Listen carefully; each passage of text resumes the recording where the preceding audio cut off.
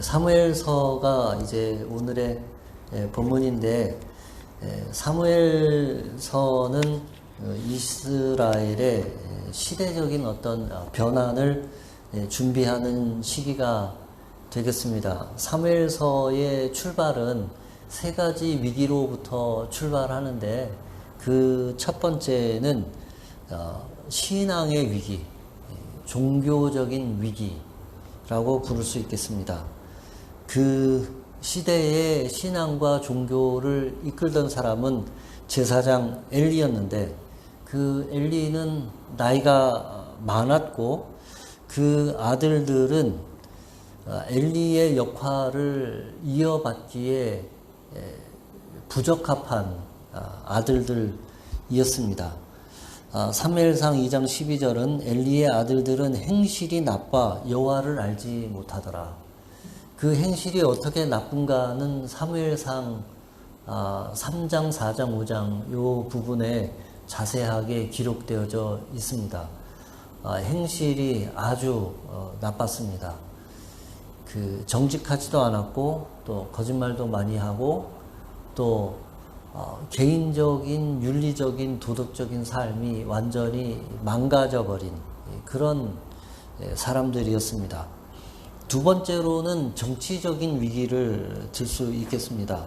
당시까지만 해도 이스라엘은 사사시대의 부족 연합체, 부족 공동체 그런 형태의 모습을 하고 있었는데, 거기에서 본격적인 통일 왕국으로 옮겨가는 그런 과도기적인 상황에 놓여져 있었습니다.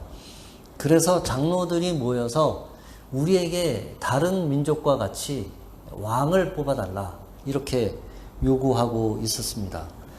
세 번째는 군사적인 위기였는데, 그것은 블레셋의 끊임없는 침략과 침공, 그것이 크게 문제가 되었습니다. 블레셋이 공격해 올 때마다 이스라엘은 멸망 지경에 이르렀고, 또 법궤까지 끌고 나갔지만 법궤도 빼앗기고 수모를 겪는 그런 어려운 지경에 놓여져 있었습니다. 그때 하나님은 사울이라는 사람을 통해서 이스라엘 백성들을 구원하려 하셨습니다. 그래서 하나님이 사울을 사무엘에게 보냈습니다. 9장에 보시면 내일 이맘때에 내가 베냐민 땅에서 한 사람을 내게로 보내리니 너는 그에게 기름을 부어 내 백성 이스라엘의 지도자로 삼으라. 그가 내 백성을 블레셋 사람들의 손에서 구원하리라. 이러하여서 사울이 사무엘에게로 갔고, 사무엘은 사울과 그의 사환을 인도하여 객실로 들어가서 정한 자 중 상석에 앉게 하였는데 객은 30명 가량이었다. 한 30명 정도의 유력한 사람들을 각 지파별로 불러서 사울을 앉혔는데, 사울을 가장 높은 자리에 앉혔습니다. 이름도 없는 젊은 청년을, 이 사람을 30명 정도의 이스라엘의 유력한 지도자들 앞에 앉히고, 그리고 그에게 가장 귀한 음식을 제공합니다. 9장 23절입니다. 사무엘이 요리인에게 이르되 내가 내게 주며 내게 두라고 말한 그 부분을 가져오라. 요리인이 넓적다리와 그것에 붙은 것을 가져다가 사울 앞에 놓는지라. 말하자면 하나님께 제사를 지내고 그 제사를 지낸 것 중에 가장 귀한 부분, 제사장들에게만 허락된 그런 부분을 사울에게 주게 된 것입니다. 그리고 그 다음 날에 그들이 산당에서 내려 성읍에 들어가서 사무엘이 사울과 함께 지붕에서 담화하고, 여기 이제 지붕이라고 하는 것은 말하자면 그 로프티라고 얘기하나요? 이 집에서 가장 높은 부분이고 햇빛을 가릴 수 있고 또 트여 있고 그리고 그곳에서 이 하루를 같이 지낸 것으로 이렇게 해석을 할 수 있겠습니다. 지붕에서 담화하고 이야기를 하고를 구약 성경을 헬라어로 번역한 셉투아진트에서는 그가 하룻밤을 잔 것으로 이렇게 번역을 해 놓았습니다. 말하자면 유력한 사람들에게 사울을 소개하고 식사를 같이 하고 그리고 초대하여서 하루를 또 같이 지내면서 같이 이야기를 나눈, 그리고 나서 27절에 보면 이제 사울이 떠날 때쯤에 사무엘이 사울에게 이르되 사환에게 우리를 앞서게 하라 하니라. 사울과 함께한 사람을 먼저 가게 하고 사울만 따로 남게 해서, 그리고 이르되 너는 이제 잠깐 서 있으라 내가 하나님의 말씀을 내게 들려주리라 하더라 하고, 이에 사무엘이 기름병을 가져다가 사울의 머리에 붓고 입맞추며 이르되 여호와께서 내게 기름을 부으사 그의 기업의 지도자로 삼지 아니하였느냐. 사무엘이 사울이 왕이 될 수 있도록 그가 할 수 있는 왕이 될 수 있는 여러 가지 일들을 이제 준비해주는 그런 과정이 나타나게 된 것입니다. 왜 아무도 모르는 곳에서 사울에게 기름을 부었을까요? 요때까지만 해도 하나님이 사울을 후계자로 이스라엘 왕으로, 이스라엘의 초대 왕으로 삼은 것은 이제 사무엘과 사울밖에 모르는, 단 둘만이 아는 그런 사건입니다. 비밀리에 사울에게 기름을 붓고, 그리고 내가 하나님의 말씀을 내게 들려주리라. 그래서 사울에게 무슨 이야기를 들려주었는지는 기록되어 있지 않지만 하나님이 사울에게 하시는 말씀을 다 들려주게 됩니다. 그 일 이후에 사무엘은 사울에게 세 가지 징조를 예언하게 됩니다. 이제 기름을 부음을 받고 이제 내려가게 되면 이러이러한 징조가 일어나게 될 것이다 라고 얘기를 하게 되고, 그 세 가지 일이 그대로 일어나게 됩니다. 사울은 그것을 통해서 하나님의 뜻이 무엇인지를 확신을 하게 됩니다.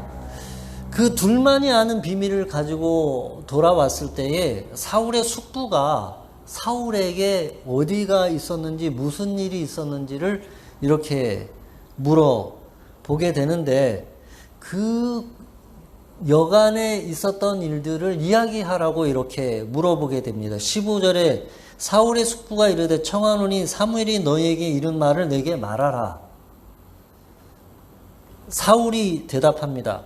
사울이 그 숙부에게 말하되 그가 암나기를 찾았다고 우리에게 분명히 말하더이다 하고 사무엘이 말하던 나라의 일은 말하지 아니하니라.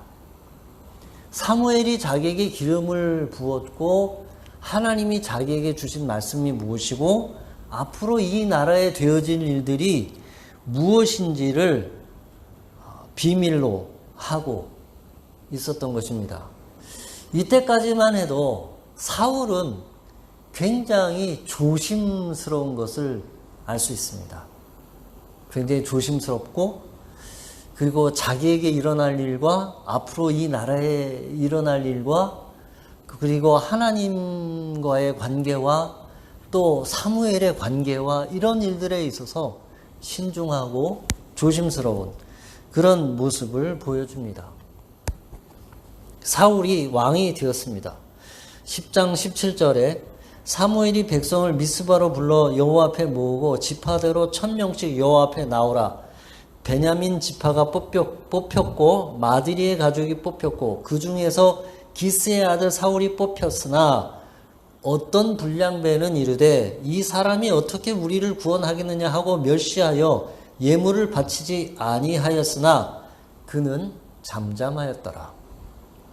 사무엘이 미스바로 지파별로 1000명씩을 모았습니다. 말하자면 대의원이라고 할까요?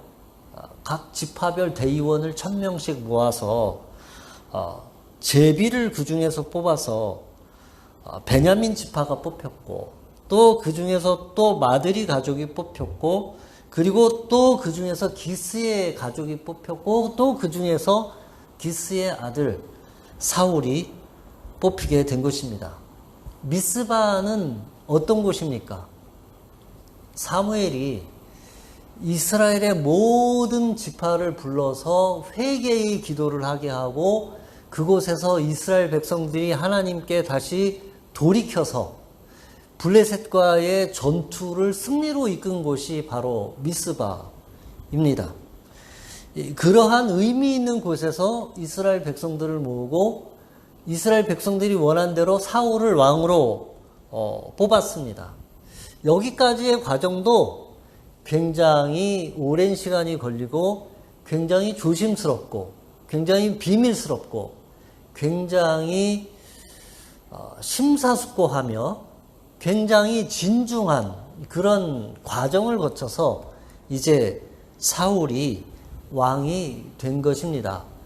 사울이 기름 부음을 받고 바로 왕이 된 것이 아니라 기름을 받고도 상당한 시간이 지나서 그래서 이스라엘 백성 전체에게 공개하는 이런 여러 단계의 과정, 이런 이스라엘 백성 각 지파별로 1000명씩 대의원을 불러 모으기 전에 또 30명의 유력한 사람들에게 이러한 사울을 소개하고 이런 세심하고도 치밀한 과정을 통해서 사울이 왕이 되는 이런 과정을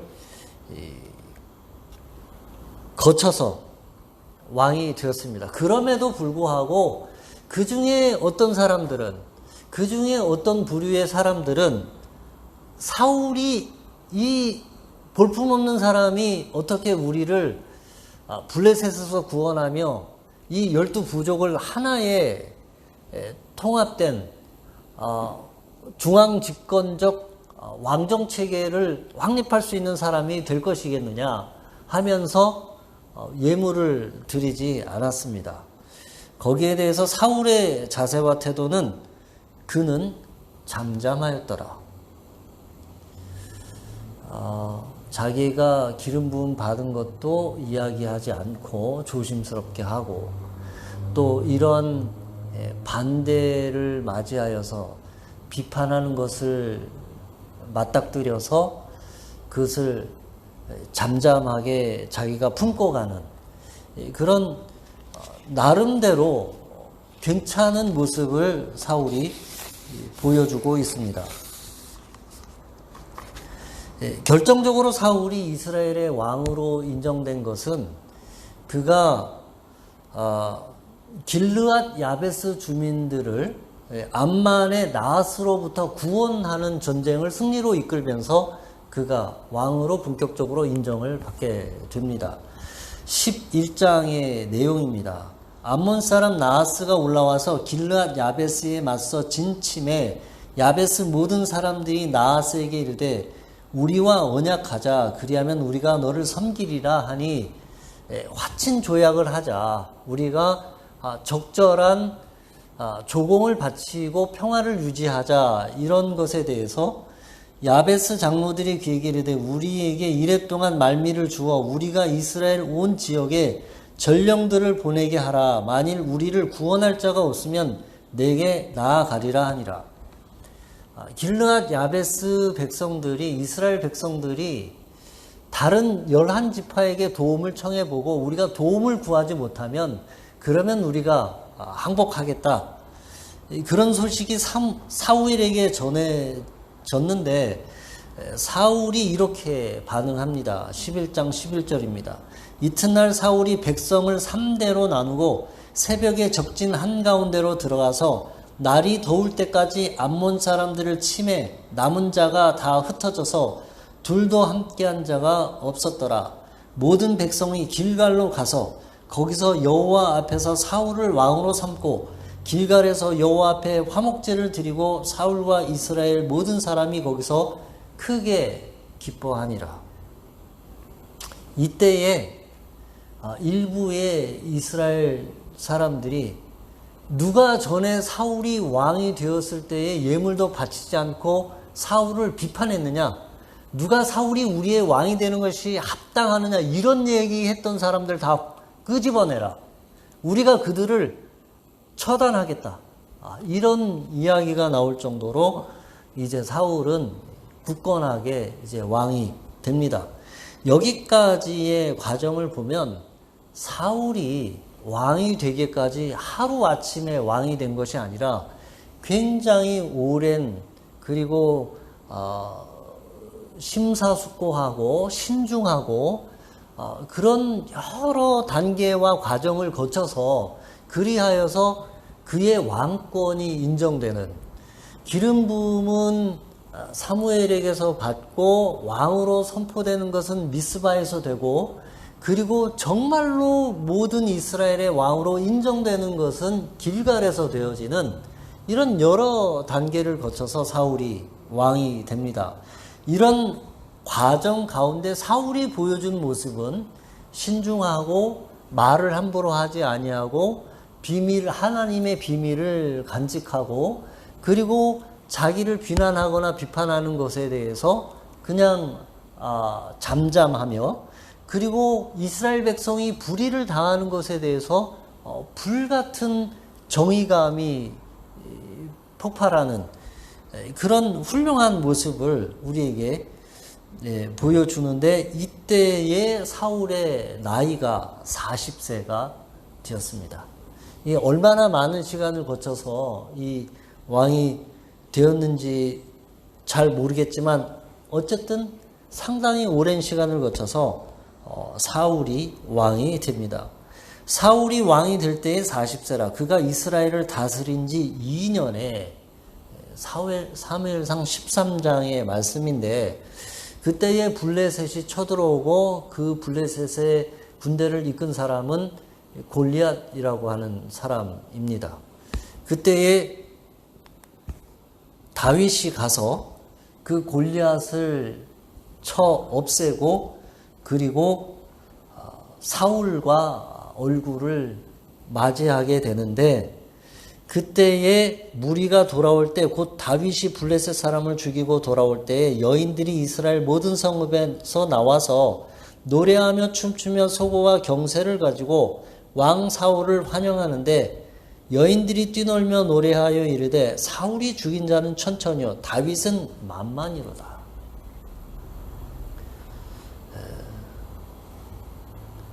이 상황과 배경은 무엇이냐면 사울을 환영하는 자리입니다. 왕 사울을 환영하는데, 사울을 환영하는 자리인데 당연히 사울이 기대하는 바가 있습니다. 이 블레셋을 물리친, 전쟁을 승리로 이끈. 그런데 사람들이 하는 이야기가 사울이 죽인 자는 천천히요 다윗은 만만이로다. 이렇게 얘기하는, 여기서 사울은 이 질투심이 폭발하게 됩니다. 질투심이 폭발하죠. 사람이 가진 이 질투라는 감정은 논리적이지 않습니다. 합리적이지 않습니다. 그리고 거기에는 이유가 없는 것입니다. 설명이 없는 것이죠. 그게 바로 질투죠. 인간이 가지고 있는 여러 감정들 중에 아주 강력하기도 하고, 그리고 잘 컨트롤되지 않고 설명되지 않고 이해되지 않으며 본인 스스로도 알 수 없는 것, 얼로 튈지 모르는 것, 이게 바로 질투라고 하는 것이죠. 이 질투에서 머물지 않고 이것이 두려움으로까지 확장되었습니다. 사무엘상 18장 말씀을 보면 여호와께서 사울을 떠나 다윗과 함께 계심으로 사울이 그를 두려워한지라. 사울은 다윗이 크게 지혜롭게 행함을 보고 그를 두려워하였다. 사울이 다윗을 더욱더욱 두려워하여 평생의 다윗의 대적이 되니라. 누가 높은 사람입니까? 사울이 높은 사람이죠. 누가 힘을 가진 사람입니까? 사울이 힘을 가진 사람이죠. 그런데 다윗을 질투하기도 하고 두려워하기도 합니다. 아랫사람이 윗사람을 질투라기보다는 아랫사람이 윗사람에 대해서 저런 마음을 갖는 거는 아마 좋은 마음이 될 가능성이 크죠. 아, 참 훌륭한 사람이구나. 내가 본받아야 되겠다. 그런데 윗사람이 아랫사람에 대해서 갖게 되는 감정은 질투의 감정이 되는 것입니다. 그런데다가 그것이 곧 두려움으로 바뀌어 버렸습니다. 사울이 내가 힘이 세고 내가 능력이 있고 내가 어떤 위계를 행사하고 내가 위력을 쓸 수 있는 위치에 있지만 두려운 상대가 되었습니다. 사울이 두려워한 것은 다윗뿐만이 아니었습니다. 사무엘에게 불순종하였다고 책망받은 일이 그 앞전에 있었는데 그것은 전쟁을 하러 나가기 전에 이스라엘 백성들은 꼭 하나님께 제사를 지냈습니다. 그래서 블레셋이 쳐들어왔을 때에 길갈에서 제사를 드려야 하는데 사무엘이 사울에게 내가 7일 안에 갈 것인데 그때까지 기다려라. 그러면 내가 가서 제사를 드리겠다. 제사를 지내겠다. 이렇게 얘기를 했는데 사울이 그것을 기다리지 못했습니다. 그리고 자기가 서둘러서 자기 손으로 제사를 지냈습니다. 이스라엘은 분명한 역할 분담이 있습니다. 왕이 해야 할 역할이 있고 제사장이 해야 할 역할이 있는데 그 제사장의 역할을 왕이 침해했습니다. 그것은 하나님에 대한 침해인 것입니다. 15장 24절에 사울이 사무엘에게 이르되 내가 범죄하였나이다. 내가 여호와의 명령과 당신의 말씀을 어긴 것은 내가 백성을 두려워하여 그들의 말을 청종하였음이니이다. 사울은 다윗도 두려워하고 백성들도 두려워하는 그런 왕이 되었습니다. 우리는 생각하기를 왕은 두려울 것이 없는 사람이 왕이다 이렇게 생각을 할 수 있습니다. 그런데 이 사울은 다윗도 두려워하게 되고 백성들도 두려워하게 되었습니다. 우리는 이 사무엘서를 읽을 때 영웅서사의 관점으로 읽기가 쉽습니다.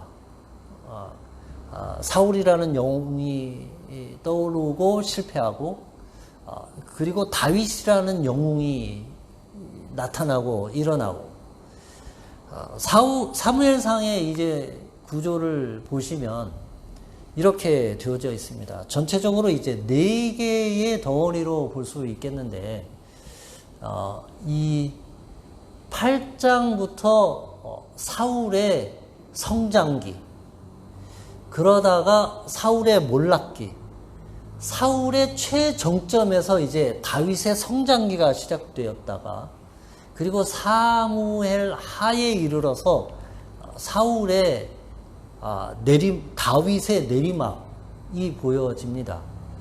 사무엘서는 어떤 한 영웅, 믿음과 신앙의 어떤 영웅의 모습을 그리려고 하기보다는 다른 메시지를 우리에게 주려고 하는 것입니다. 사울이 얼마나 훌륭했는데 어떻게 망가졌느냐, 다윗이 얼마나 훌륭했느냐, 그런 것에 대한 말씀이라기보다는 그런 전체의 과정을 통해서 하나님이 어떤 일을 하고 하나님이 어떤 역사를 하고 있느냐, 그것을 우리에게 전해주려고 하는 것이 이 사무엘상하의 메시지가 되겠습니다. 사울이 얼마나 불순종했느냐, 다윗이 얼마나 하나님께 충성을 했느냐, 그런 메시지라기보다는 그런 과정을 통해서 하나님이 어떠한 일을 하고 계시느냐, 그리고 그것에 대해서 우리는 어떠한 반응을 보여야 하는 것이냐, 그거에 대한 말씀이 사무엘 상하의 말씀입니다. 사무엘 상하를 읽다 보면 약간 혼동되는 부분이 있습니다. 어떤 부분에서는 이스라엘이 사무엘에게 왕을 요구한 것이 죄악으로 표현이 됩니다. 그리고 그 어떤 부분에서는 또 왕을 세워서 왕권을 강화하는 것이 또 하나님의 뜻인 것과 같은 그런 말씀도 보여집니다. 그것이 서로 반복적으로 이렇게 나타납니다. 8장에는 왕을 요구한 것이 죄악인 것처럼 나타났다가, 또 9장에는 그것이 합당한 것처럼 또 나타났다가, 또 10장에는 그것이 불법인 것처럼 나타났다가, 12장에는 또 그것이 합당한 것처럼 나타났다가, 이것이 서로 이렇게 반복되는 이런 구조를 가지고 있습니다. 사무엘 상하는 어떤 영웅서사를, 신앙과 믿음의 위대한 영웅서사를 그린다기보다는 다른 이야기를 하고 있는 것입니다. 사울도 다윗도 처음에는 이런 마음을 같이 가지고 있었습니다. 사무엘상 9장에 사울이 이렇게 대답합니다. 나는 이스라엘 지파의 가장 작은 지파 베냐민 사람이 아니니까, 또 나의 가족은 베냐민 지파 모든 가족 중에 가장 미약하지 아니하니까 당신이 어찌하여 내게 이 같은 말씀을 하십니까? 사울이 왕이 될 것이라고 하는 말씀을 받았을 때의 사울의 반응입니다. 또 사무엘상 18장에 보면 다윗이 사울에게 이르되 내가 누구며 이스라엘 중에 내 친족이나 내 아버지의 집이 무엇이기에 내가 왕의 사위가 되리이까 하였더라.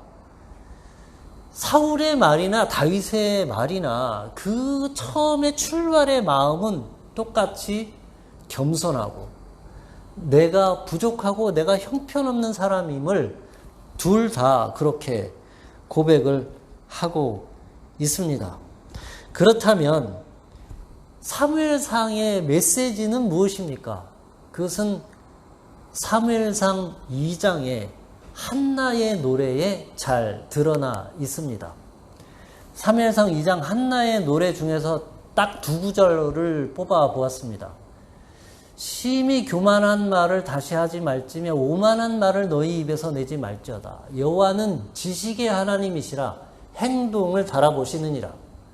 여호와는 가난하게도 하시고 부하게도 하시고 낮추기도 하시고 높이기도 하시는도다. 여호와는 왕을 삼기도 하기도 하시고 왕을 새로 뽑기도 하시고 미천한 자를 왕으로 삼기도 하시고 또 부하게도 하시고 가난하게도 하시고 전쟁에서 이기게도 하시고 전쟁에서 패하게도 하시고 법궤를 끌고 나가도 전쟁에 패하게 하시고 골리앗과 같이 힘의 열세임에도 불구하고 이기게도 하시고, 이것이 사무엘 상하의 메시지입니다. 하나님께서 컨트롤하고 계시다. 하나님께서 주인이시다. 하나님께서 모든 것을 다스리신다. 하나님께서 왕이시다. 이것이 사무엘 상하의 메시지입니다. 사울의 과도한 경건과 충성이 있습니다. 블레셋과의 전투 중에 사울이 이런 명령을 내립니다. 오늘 이 전쟁은 하나님의 거룩한 전쟁이니 아무도 먹지도 마시지 말고 전쟁이 끝날 때까지 철저하게 경건하게 금식하며 이 하나님의 전쟁을 수행하라. 그것 때문에 이스라엘 백성들은 큰 곤란을 겪습니다. 그 명령을 듣지 못한 사울의 아들 요나단이 꿀을 찍어 먹게 되고, 그리고 전쟁 후에 제비를 뽑았는데 그 명령을 어긴 사람이 요나단으로 드러나고 요나단을 죽이려고 할 때 모든 백성이 오늘 이 전쟁의 승리는 요나단 때문에 한 것이니 용서하는 것이 맞습니다. 이런 그 백성들이 전쟁을 하면서 기진하고 먹지 못하고 그런 그 어려운 상황에 직면하게 되는데 그와 같은 하나님에 대한 과도한 어떤 경건의 모습을 보이려고 하는 것, 혹은 그 사울의 질투, 혹은 사울의 불순종, 혹은 사울의 정서적인 불안, 그 모든 것이 어디에서 나오는 것입니까?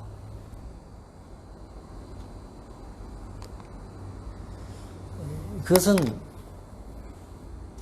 하나님께서 모든 것들을 컨트롤하신다. 모든 것은 하나님의 손에 있다.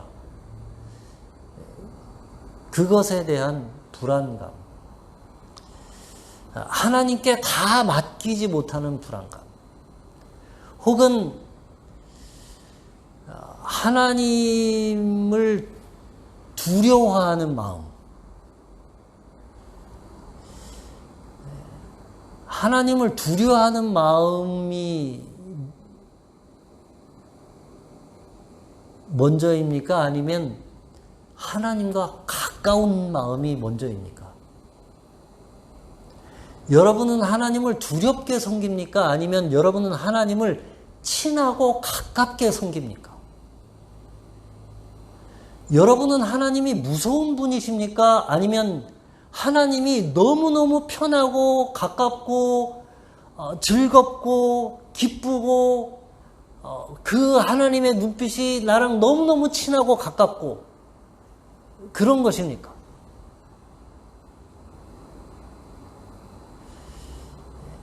사울의 어려움은 백성을 두려워하고 다윗을 두려워하고 하나님을 두려워하되 하나님과 친하거나 하나님과 가깝거나 하나님과 격이 없이 하나님과 친밀하거나 내가 다른 사람들보다 하나님하고 제일 친해. 하나님이 나랑 제일 가까워.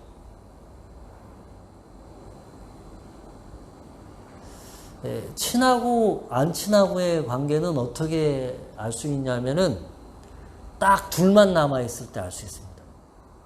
딱 둘만 남아있을 때, 어색해요. 딱 둘만 남아있는데, 대화가 끊겨. 대화가 계속 이어지지 않아요. 그러면 안 친한 겁니다. 안 친한 거예요.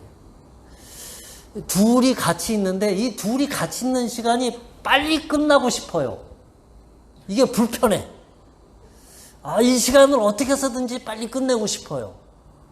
그러면 안 친한 겁니다. 하나님과 친하면 하나님이 두렵지 않습니다. 하나님과 가까우면 다른 사람이 뭐라고 해도 질투가 날 이유가 없죠. 왜냐하면 내가 하나님과 더 가깝고 친하기 때문에 두렵지 않습니다. 내가 하나님과 친하면 과도하게 하나님 앞에 경건한 모습을 보이려 하거나 과도하게 하나님 앞에 충성을 하려 하거나 그렇게 할 이유가 없어요. 왜? 하나님하고 친하고 가까우니까. 하나님이 모든 것을 다 컨트롤하고 계십니다. 내가 하나님과 친합니다. 나는 안정감을 느낍니다. 나는 불안하지 않습니다. 내가 뭘 어떻게 더 해야 되는 것이 아닙니다. 내가 잘 못해도 관계가 없습니다. 내가 하나님하고 친하기 때문에. 내가 어떤 큰 성과를 하나님 앞에 드러내지 않아도 관계가 없습니다. 왜? 내가 하나님하고 친하기 때문에. 내가 과도하게 나의 경건한 모습을 사람들에게 인정받을 이유가 없습니다. 왜? 내가 하나님하고 친하기 때문에. 생각해 보십시다. 우리가 이 신앙생활과 믿음 생활과 하나님을 높이는 일과 하나님을 예배하는 이 모든 일들은 결국은 하나님과 가까워지기 위함입니다. 우리가 이 세상에 있으면서 인생을 살면서 하나님께 모든 충성을 하고 일들을 다 했습니다. 그런데 막상 하나님께 갔습니다. 그런데 안 친해요.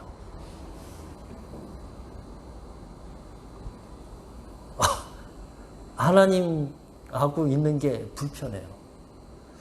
이 시간이 빨리 지났으면 좋겠어요. 하나님하고 대화가 딱딱 끊깁니다. 너무너무 안 좋은 상황입니다. 사울의 인생을 보면서 또 사무엘상하를 보면서 하나님의 모든 것들을 다 컨트롤하고 계십니다. 우리가 조바심 낼 이유가 없습니다.